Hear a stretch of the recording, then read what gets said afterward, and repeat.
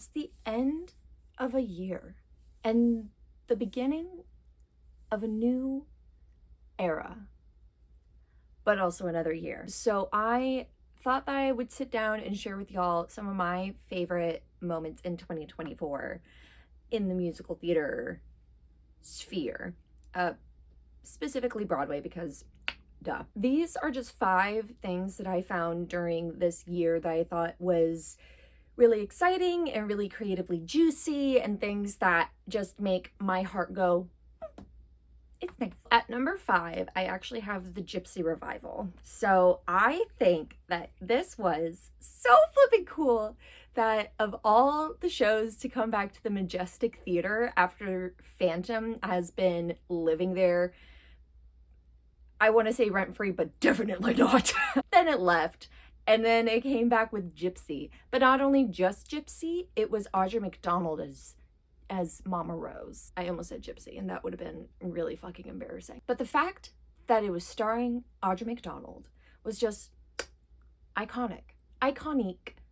It's fabulous. I don't think there was a Black actor ever in that part before, especially on Broadway. I could be wrong, but the fact that it was able to be a Black-centric story of this woman trying to make ends meet and trying to give her children the best future she thinks is, and just seeing it through the perspective of a Black woman in that sort of situation in that time period is really, really cool, and I love it.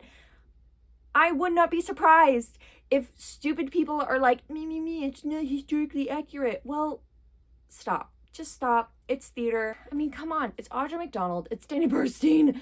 It's Joy Woods. George C. Wolfe. It looks fabulous. I really hope I get to see it. I just got notified that I didn't win any lottery tickets, which is fine. It's fine. Number 4 is another revival, actually. It's Sunset Boulevard. I have been watching this revival happened from afar. Jamie Lloyd is one of my favorite directors, so I am really excited to see this if I am able to see it. Nicole Scherzinger, I don't know if I'm saying that right, and I apologize if I'm saying it wrong.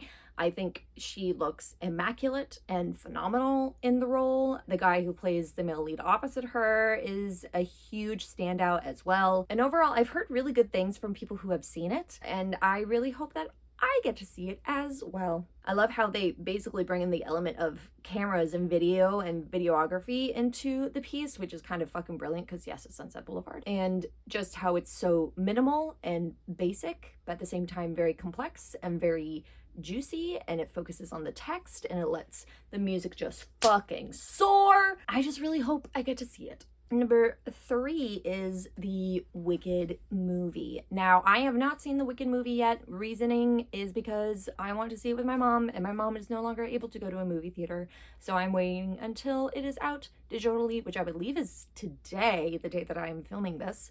So I'm excited to go and watch it with her at home on Friday and finally give an opinion on that movie. The fact that it is such a huge deal, the fact that it's like, the commercialization for this movie, I personally find it a little bit insane. Like, it kind of feels very corporate, and it makes me feel really even going to see the movie in the first place. Like, yes, love me watching Cynthia do the riff in the middle of a Target, or seeing an Android commercial on how to find Elphaba's boots online.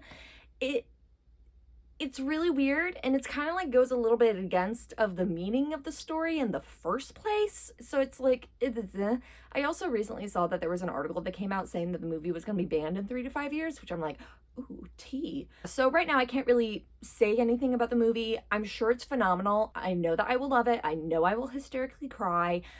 But right now I am waiting to go and see it with my mother because that show is our show and I felt really wrong to not see it with her. So Wicked video coming soon. Woo! Number 2 is Oh Mary. Oh Mary! Oh Mary! I love this show. It was an off-Broadway piece before it came to Broadway. A lot of people thought that that was a very risky move, but it ended up being a huge success.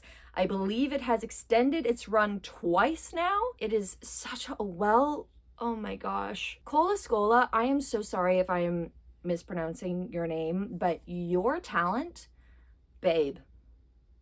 Whoa. Cole's performance in this piece is, it's like firecrackers on steroids. The writing as well, which Cole wrote the piece, their writing is so quick, it's so sharp, it is so witty and funny, and it's also so stupid and gross, and I'm so here for it. It's a 90-minute piece of brilliance, and I really hope it just destroys everyone at the Tonys next year, because I would love to see this just end on a high note, on the highest of highs for Cole, because they deserve it. They absolutely deserve it. And number one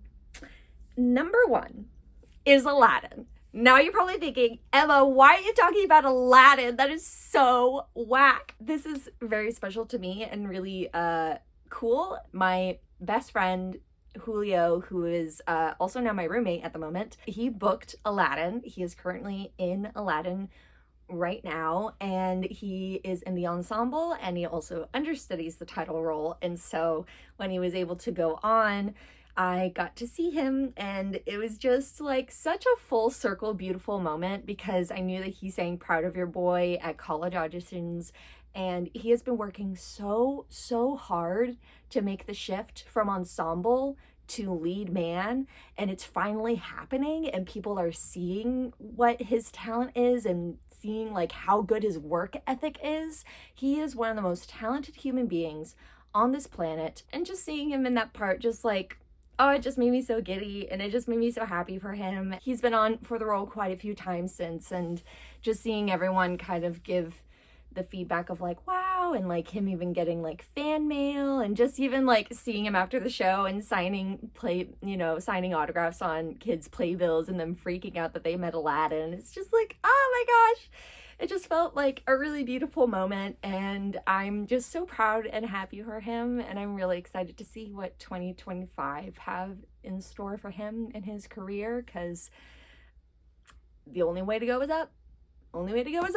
So that's, in a nutshell, like my top 5 favorite moments of 2024 within the theater sphere. Let me know if you have any favorite moments of 2024. It doesn't have to be theater related, or it can. Have you seen any shows this season, whether it's in New York or even in your community? I love hearing what local productions have been going on lately. I'm always so curious of what people are doing. Let me know if you have anything exciting coming up in 2025. I have something exciting coming up in 2025, but I can't talk about it because I don't have my contract yet, so I can't talk about it yet, but that will also be something that I'm very excited to share with y'all soon.